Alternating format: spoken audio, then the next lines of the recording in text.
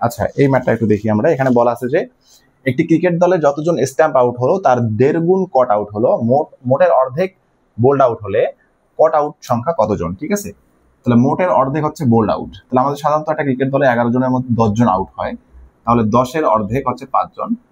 ঠিক আছে, তাহলে এই 5 জন হচ্ছে বোল্ড আউট, আর বাকি যে 5 জন আছে এই 5 জন হচ্ছে আমাদের কট আউট আর স্ট্যাম্প আউট। অন্যান্য আউটের কথা যেহেতু বলা নেই, তাহলে কট আউট আর স্ট্যাম্প আউট। আমরা সাধারণত এই ম্যাটটা সলভ করি এইভাবে, ধরি যে x জন হচ্ছে আমাদের স্ট্যাম্প আউট, আর কট আউট যেহেতু হচ্ছে স্ট্যাম্প আউটের 1.5 গুণ, তাহলে আমরা সেটা ধরি হচ্ছে 1.5x। ঠিক আছে, 1.5 গুণ যেহেতু, আর যেহেতু 5 জন বোল্ড আউট হয়ে গেছে আর বাকি আছে আর 5 জন, তাহলে আমাদের এখানে আসছে 2.5x ইকুয়াল হচ্ছে 5, তাহলে x ইকুয়াল হচ্ছে 2।